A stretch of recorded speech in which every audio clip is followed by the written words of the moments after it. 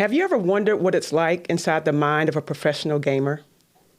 Or how video games has turned into a hobby for many, but into a multi-million-dollar business? Join me as I dive into the mind of the elite gamer, Kendall Hamilton. Hey, Mental Fitness Matters family. Thank you guys for tuning in today. I am Tracy Austin. Welcome to the Mental Fitness Matters show. If you are tuning in for the very first time, welcome. My background, I'm a licensed clinical mental health counselor, a mental fitness consultant, and somebody that specializes in mind, body, fitness. Our mental health and our mental fitness are super important. And as long as I can remember, I grew up on video games. And to this day, every time my family and I get together, we're playing video games on the Nintendo Switch. I have a 10-year-old niece. And so one of our favorite games to play as a family is Asphalt 9. It's like a racing game. We also do like the Mario, any type of Mario games, we're playing that, which has always been really, really cool. And so only thing that I wish was different now is that what I know now is this is not just a hobby for many, but people are getting paid. This has become a paid job for people to play video games. I wish the games I was playing now, I was getting paid to do. Today, my guest, he does just that. He is a professional video gamer. Kendall Hamilton skyrocketed to the fame as one of the top 10 players in the world in the heart-pounding turbocharged game 3 vs 3 Rocket League. He's carved out his own unique path in the gaming world. So family, I am excited to introduce Kendall Hamilton. Welcome to the show, my friend. Thank you so much for having me. It's my pleasure. So nice to meet you. I am really excited about today's show because as I just mentioned, I grew up on video games. Mm-hmm. And so this world of gaming has changed so much. I would love to kind of know your story, your journey. How did you get here? Tell us a little bit about you. So I would like to go through that. I was starting all of this ever since I was a kid. Growing up, I wasn't just playing Rocket League. It was just soccer-related fighting games because I love anime so much. So any animated fighting game, FIFA, all of that. And then Rocket League kind of just tiptoed into my life one day when I saw it on YouTube. It was a bunch of content creators playing it, and I got hooked instantly. I was like, Mom, I have to get this game. So I remember the first time I actually got the game. It was on some Dell laptop, and I got it in Myrtle Beach. The game ran horribly. I could not see straight at all. Everything was just disruption because of the internet connection. Nothing worked. So within the year 2015, the PS4 just dropped, and I got Rocket League on it. It was my second game I got on it. Since 2015, I've been trying to become the best I can be at that game. Whether it became to just playing casually or just having a great time, I wanted to make the best out of it. When it came to memories or just showing my worth. Got it. So Rocket League was kind of your introduction? Yes. Rocket League, and you said it's 2015. So let's tell the audience, how old are you? So 2015, you're a young man now. How old are you? I am 20 years old currently. How old were you when you started playing games did you start on Rocket League from the very beginning? Or was that something that's how old were you when you first started playing games in general, would you say? I can trace back all the way to when I was 5 years old, when my mom would beat me in Mario Kart on the Wii and I'd start crying. Got it, Mario Kart. I have been a gamer for my whole life. I've been in front of a computer, TV screen, you name it. I've just been there. Got it. Mm-hmm. So when for you did it become something that you turned from just gaming to something now that's more serious? How did you know in that transition? So I actually never knew.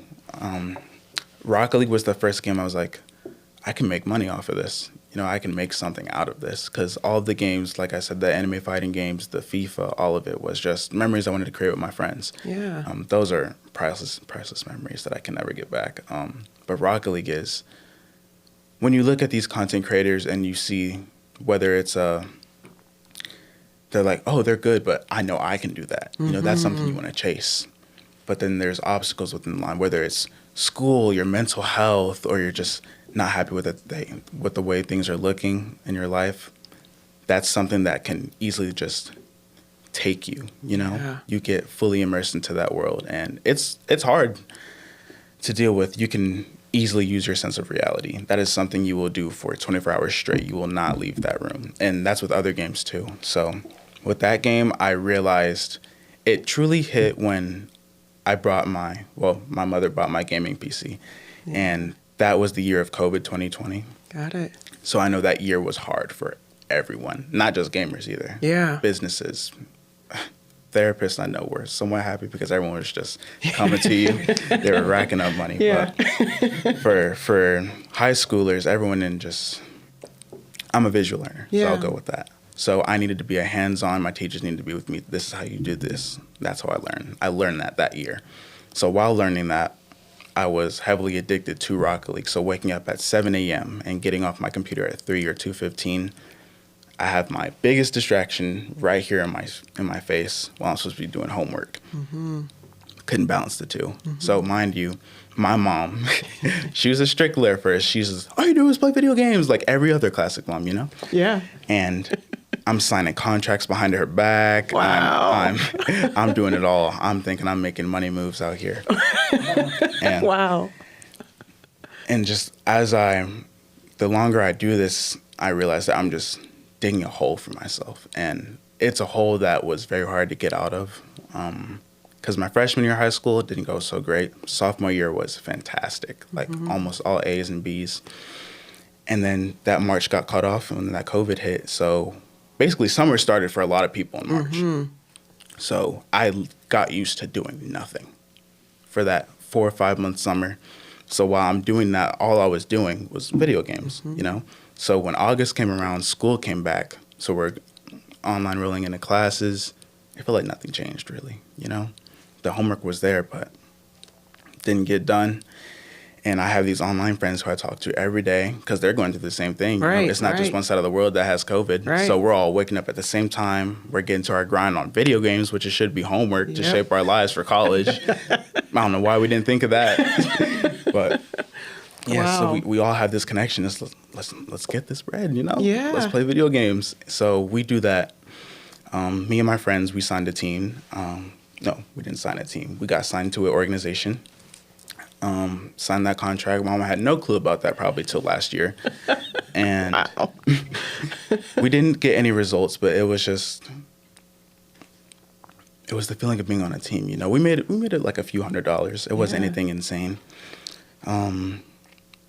Let me pause you right there. You've said so many things in that part of this story. I want to go back a little bit because even as you're talking about mom didn't know about the contract, you've been gaming. So how does that work? How did that work? Or how is it working now? How did you convince your mom that this is a thing that you are doing because it's something that you're good at, you're recognizing that you can make money at, but you're right. It's like, I'm supposed to be in school, but hey, I got this thing over here that I can really make a career out of.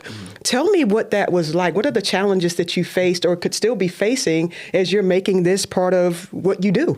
How did that work? So I want to start off with, every mom has heard this from a son that plays video games or daughter, okay? You cannot pause online video games. So that will come from when you need to wash these dishes, get the laundry done, and then you have an excuse that we can't pause the game. Right. They're like, what are you talking about? There's active players online playing, so you can't tell them to stop playing, you know? Yeah. So my mom, I didn't do any convincing. She had to learn. She had to learn. Got it. Unless I drag her and say, look at this, you know? But I can't do that. I'm a son. She's already mad at me that I'm on the video game. She's thinking I'm wasting my life just rotting away, not getting my chores done. And then I'd say the only times growing up when I got in trouble were because my grades were bad. And when you trace back to what the cause of that is because of the video games. Right. So she sees that. She just loses her mind. She's just like, this, that. And then all I can do is say, I'm sorry, I won't do it again. But mind you, especially the game Rocket League, I'm addicted. Yeah. I have to get back on. There's a room pretty close to my mom's room that I used to play in. School nights, I'm up till 5 a.m. She doesn't even know. I keep the door locked, low volume, everything. I'm fully immersed. So I'm going to kind of interject here because there's probably a lot of parents watching, a lot of kids watching this as well. So you've made a great point. It's like, you can't pause the game online because you're right. Most parents are like, get out of that room. You've been there for the last 10 hours. It's time to do something else.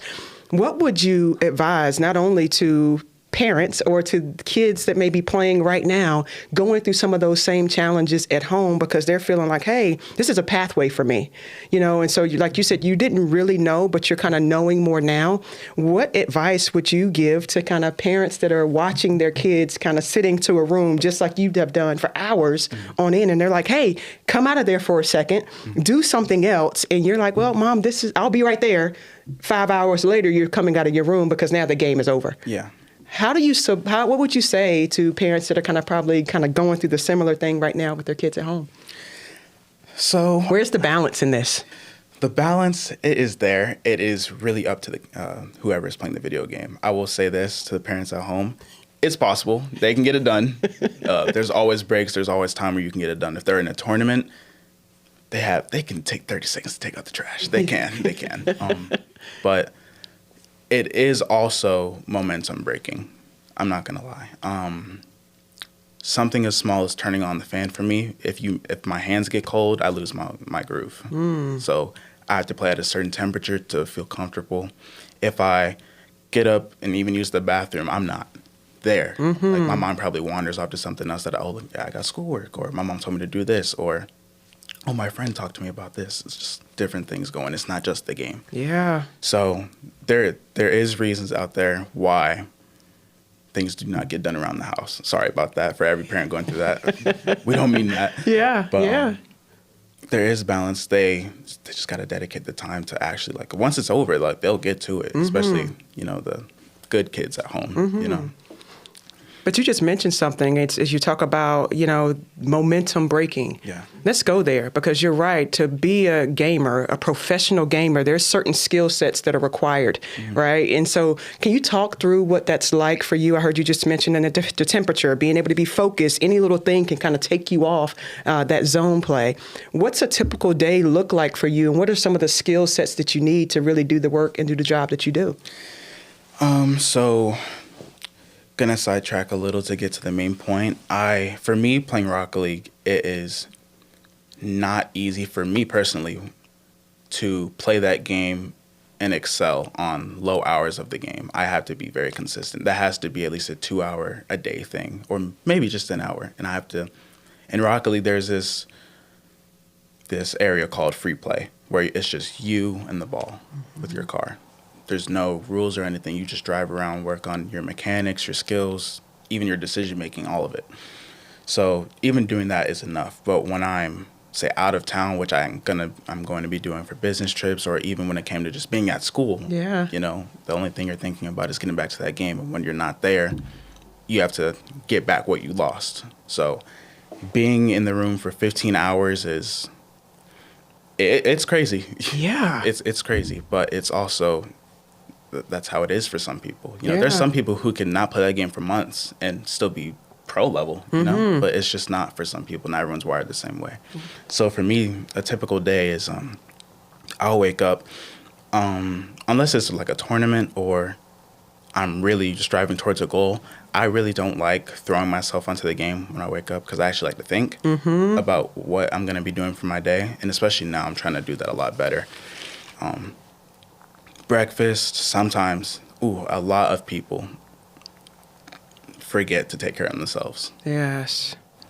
Even like mentally, eating wise, physically, it happens very easily, because 10 hours will go by like that. Yes. Especially if you're having fun. Yeah.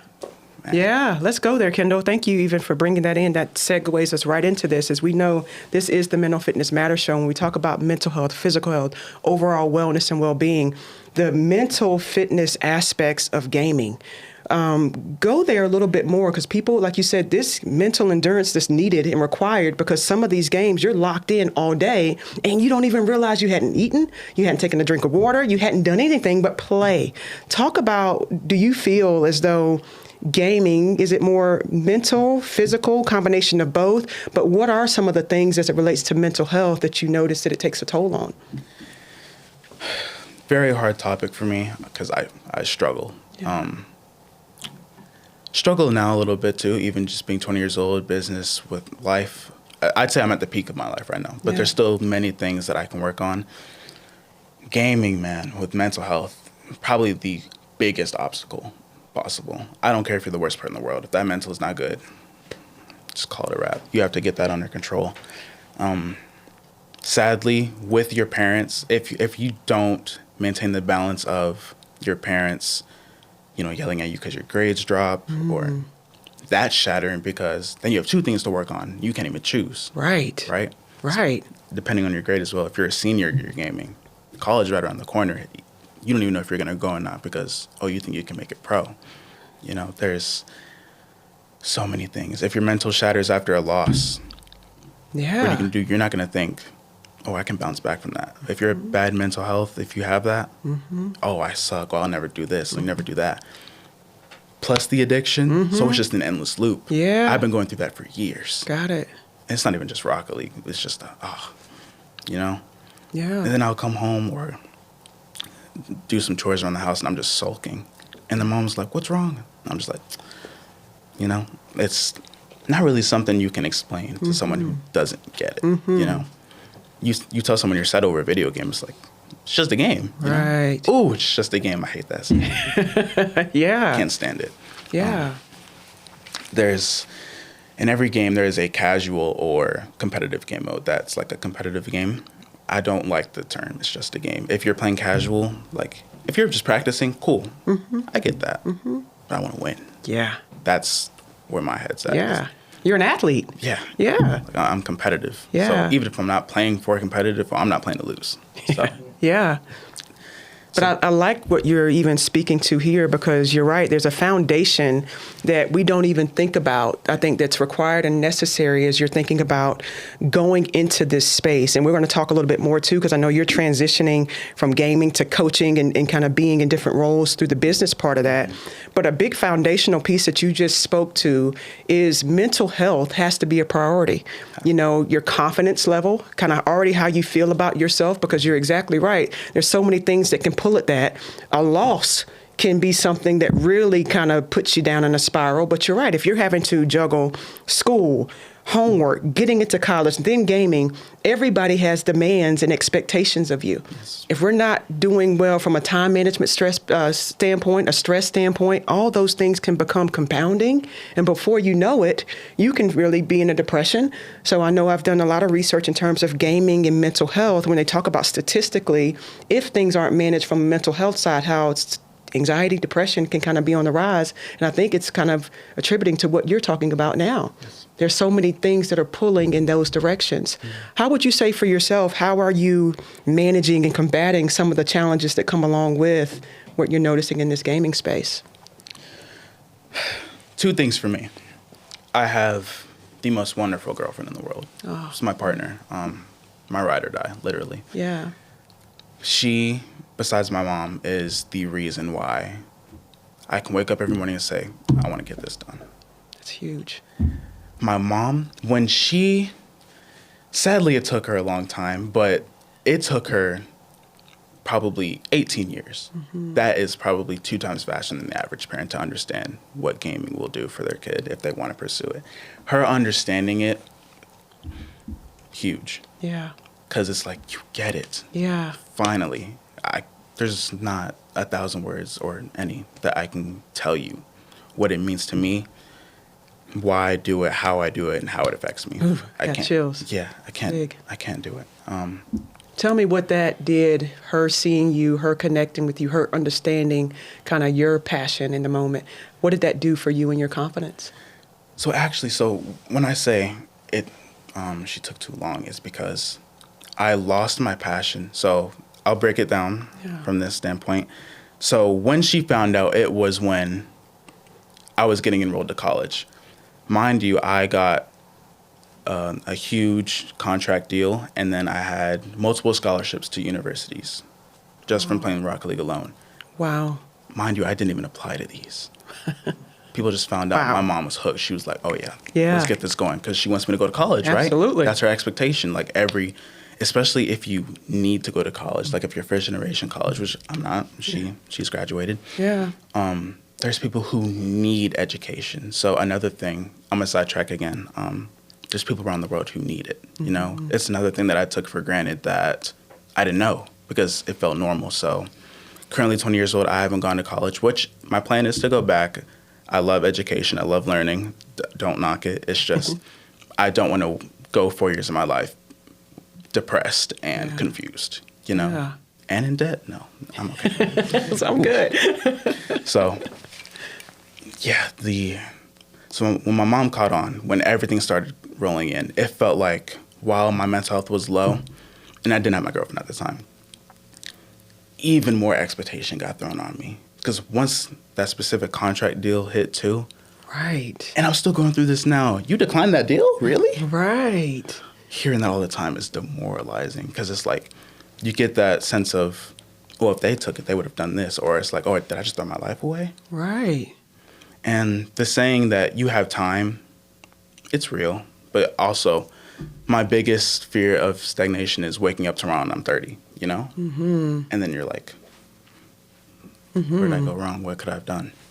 So, yeah, her realizing at that time was, I loved it. I love seeing that people recognize what I've done.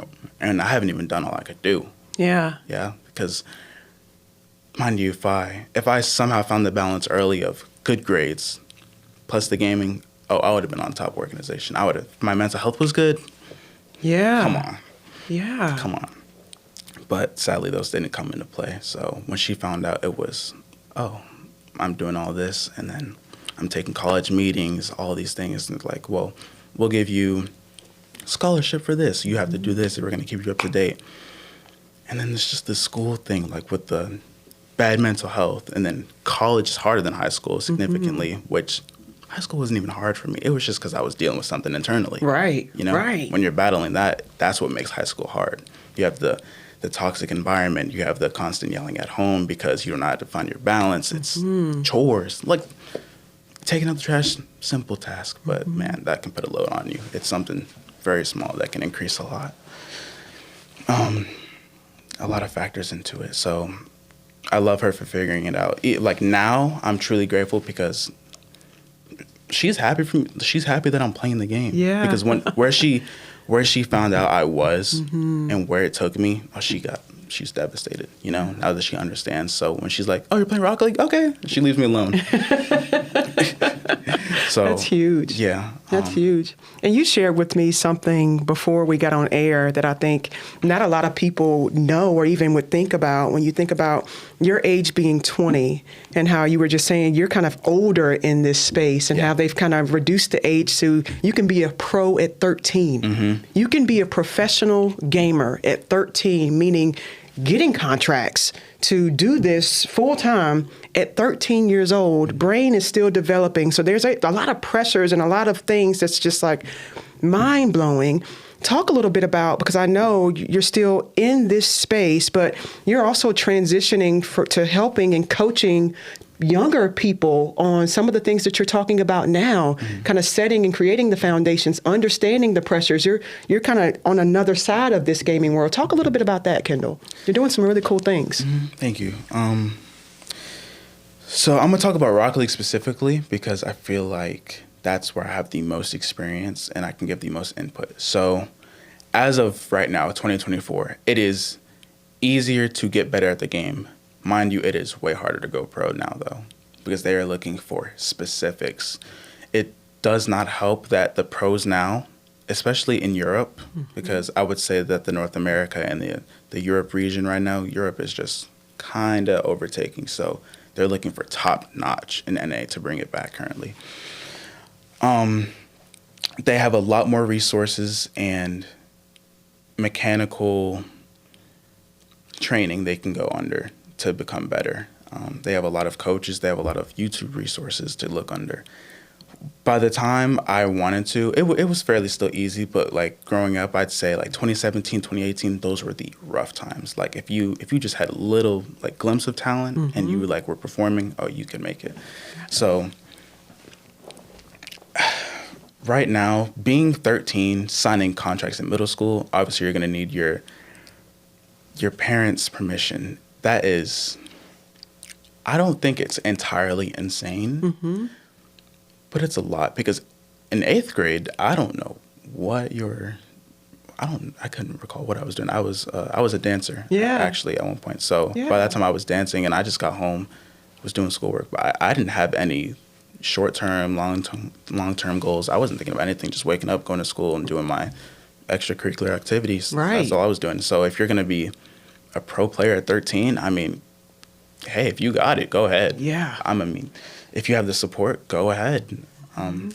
That balance I feel like everything needs to be constructed beforehand. Yes. You're going to need a plan. Because if you're growing up, by the time you're my age, you're a pro for 7 years. Right. You're going to be tired already. Right.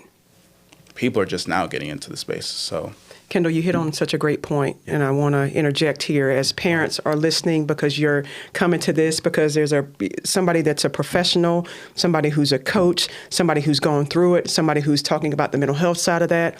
I like what you just said, because now you can get into this at even younger of an age, and it becomes very real.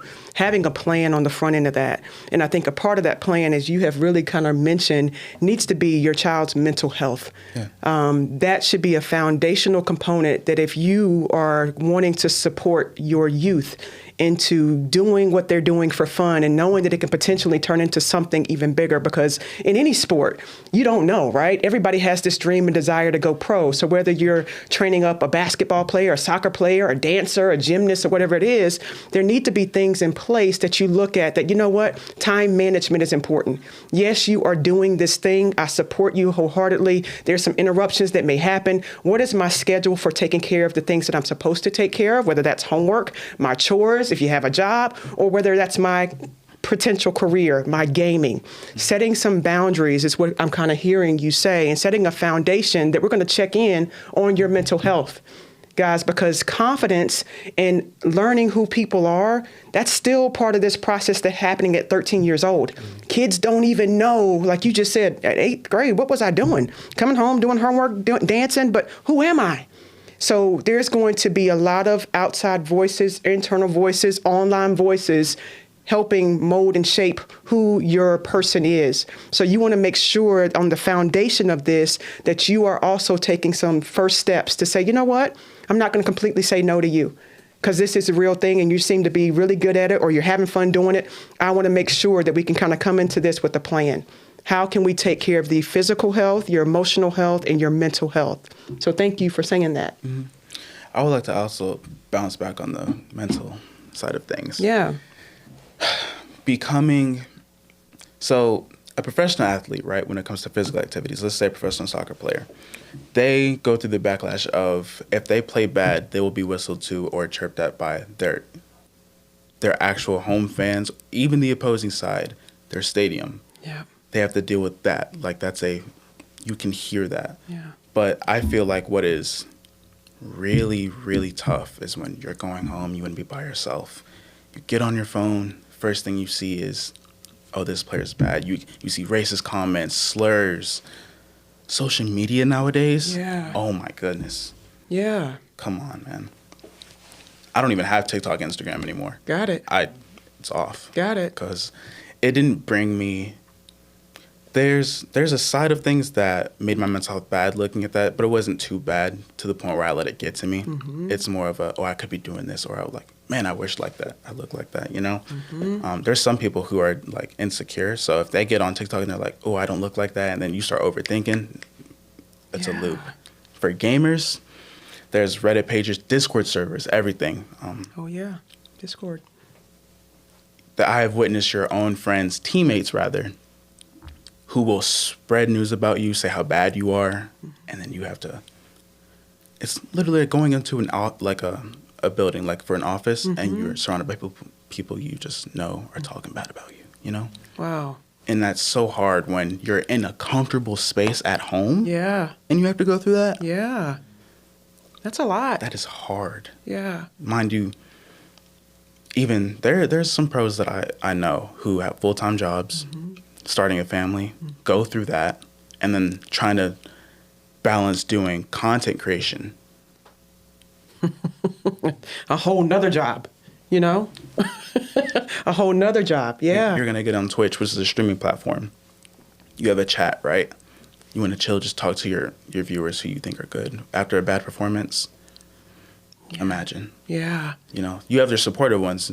I'd say do your very best to focus on the positive if you can. That's good.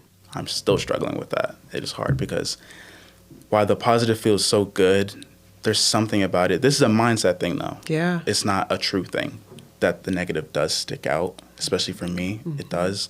I don't disregard the positive, but it's like I listen to the negative more because that's where the improvement can be brought out from. You know, if you see the negative more, you can get rid of it. You keep the positive, and then more positive would be added on, if that makes sense. It does. Yeah. So mental health, man, it's just, I could talk about that for years. It's, as I'm growing now, there's some adults that don't know this, which I realize I think that's the biggest part of life. Yeah. If you have that down, you're unstoppable. You have a good mental state, you're good. Yeah. That part. Your mind controls everything. Everything. And I want to go back to kind of another place that you just mentioned that I think is super important, that as you're thinking about going into that space, and that sometimes I hear parents talk about, you know, when they're kind of against their kid gaming because they're really feeling like they're isolated, they're not socializing, they're only on this computer, I can't get them out of their room, on and on and on. Speak to, and I heard you kind of talking about the community. What's that community like, and how important is it to have positive relationships that are in your ear, that are in your space, and can you find those online? I will say this right now. I can name 4 people, which I'm not going to. There's 4 people in particular that I can think of that I have known since almost elementary school, so around 10, 11 years old. My best friends that I've met online. Wow. Online is still a scary place. Your parents will be like, don't talk to strangers. True. Don't. I have a whole story I can go over about that. I'm not going to get into that because that's, but if you hear your son laughing, your daughter laughing in their bedroom or gaming setup on the headset, oh, they're living life. Those are memories they can't get back. I promise. I promise. It's the best feeling. So I have friends, like I see physically. My girlfriend is just like, I love them so much. But there's something about not seeing your online friends. Like the memories are just good, you know, because like they could log off, you'll never see them again. You know, I have contact with the people that I love to death. Like the memories are basically the same. Like I can reciprocate the same energy with both, but there's something so special about that. It's because it's not natural. Right. You know? Right. It's huge. Unfathomable. Yeah, there is one thing I would like to say though. So the gaming world and the community, it is very important that I say you separate your friends and your friends. You need to have your teammates who you play with, and then you need to have a safe group. You need to have a group that you can rant to. You need to have people who will not judge you. You need to have people who will go in the mud for you, you know? Yeah. Because your teammates, they'll say, oh, good shot, or you did good. That's just maybe to boost your morale, but if they don't like something, right. If you give anyone a reason they don't like to not like you, oh, they'll use it against you. Especially, they'll take advantage that they'll never see you in person, maybe, unless you're gonna go to LAN events, which is a big gaming event that you all go in person to compete for a tournament prize. They take advantage. I've been through that. I've witnessed it. I've seen it. I've seen people stop doing what they love from that. But I've also seen people excel because once they have that good community, it's the most, like, you can treasure that, you know? You can grow up saying, oh, I had like hundreds of people saying how much they love my content, you know?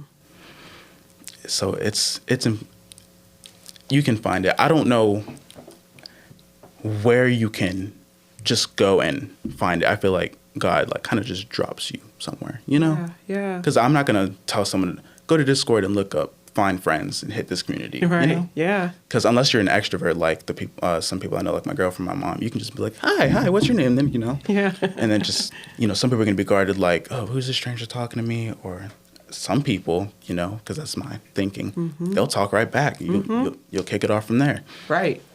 So it depends on the person. There's Reddit communities, Discord, there's tons of other social media platforms you could do it too, because like I said, I stay off social media, so Discord's kind of where I'm at right now. Even business wise, that's where I'm at, because I'm interning for a place called Spin right now, and it's where we help high school kids, who love gaming, get ready to perform in college for esport leagues. So that's huge. And let's go straight there. I was going to ask you kind of where you are right now, what your goals are, and kind of talk about kind of the things that you're doing and into currently. What my goals are currently, there's a lot of short-term goals, a lot of mid-term goals. There's not a long-term goal yet because I'm still trying to figure out what I'm going to do.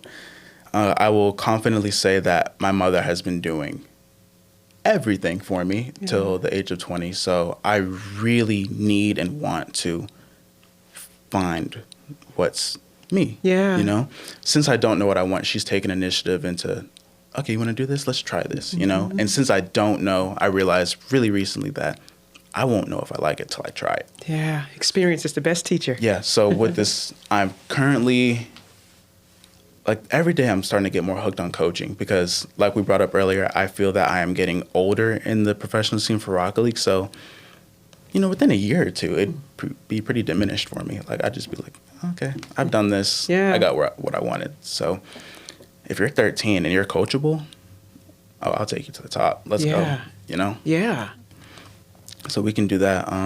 Speak to that a little bit more. So what is the importance of having a coach? Because remember, we're coming into a space that's going to be new for many, right? Because they're watching their kids play. Parents are frustrated. They want to get them off this thing, but there's a real space. Talk through. I know you already said that they need to have a plan, but your role as a coach, how can that and why is that beneficial for somebody coming into this space right now?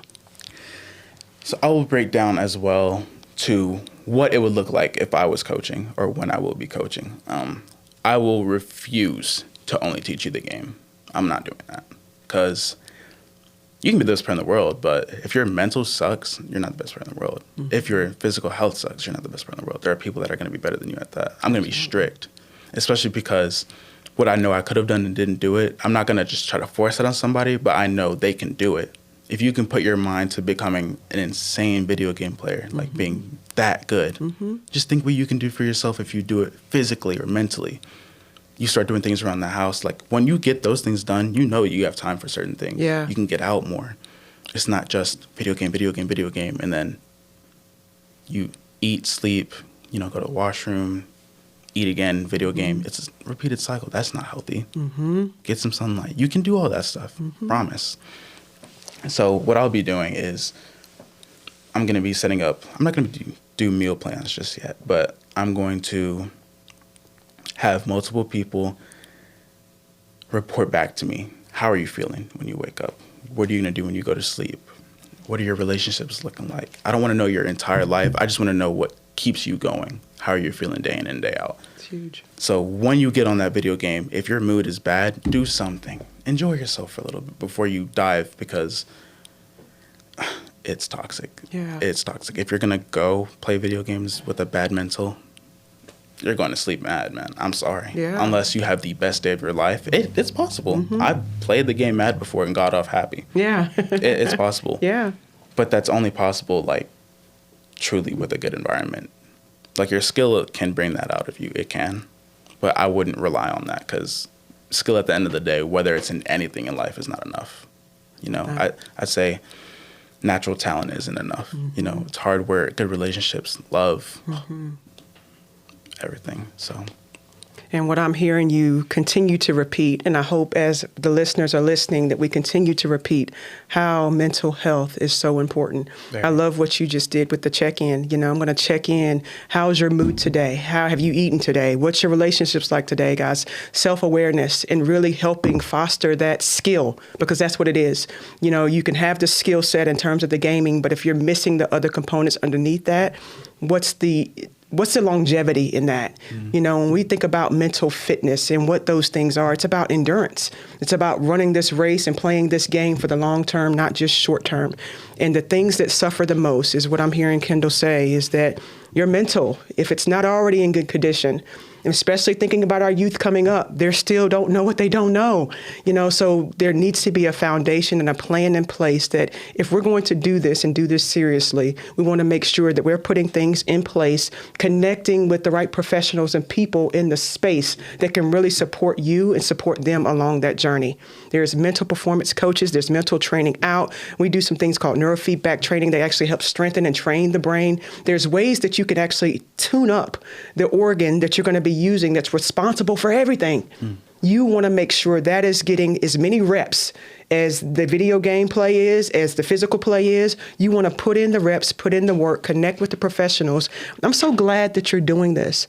And I'm so excited for what you're doing. And I can't thank you enough for coming on and sharing your story, sharing who you are, and sharing your journey. It's big. I'm excited about this space because it's truly endless. Yeah. What else do you want people to know? Anything else that you want people to know that you want to share with the few minutes that we have left?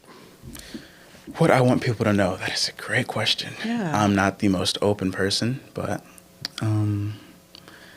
just to talk about not about myself, I would just like to say that if you want to become a professional gamer, it's possible. There is boundaries you have to set. There's balance you have to form. There's relationships you need to do. You need to find good relationships. You have to connect. There is this business term called networking.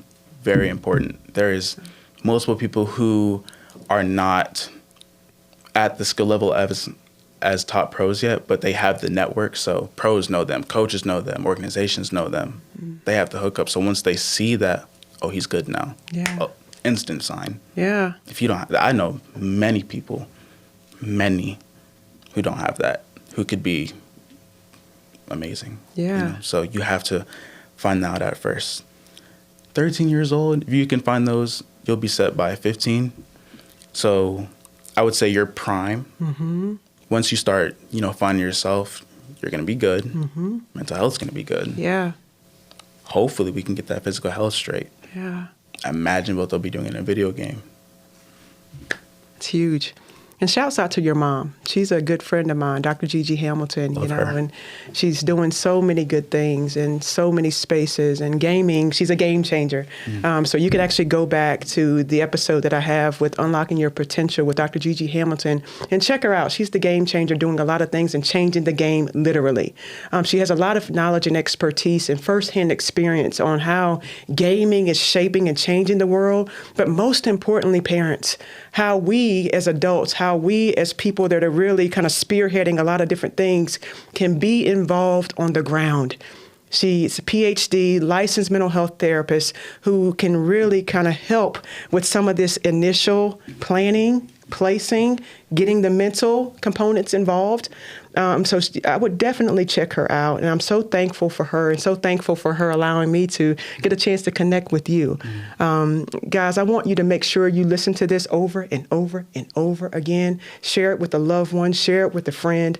I want to have you back on, my friend. I want you to come and do some neurofeedback training at one of my companies, Mental Edge. I'd be honored. Let's get your brain mapped. Let's get you trained. And then talk about your experience in terms of how that makes you feel. But I'm loving that you're already talking about the mental health component because we need that in our communities. We need that at the forefront of everything that we do. Any last things, any way that they can connect with you, contact you, anything else you want to say?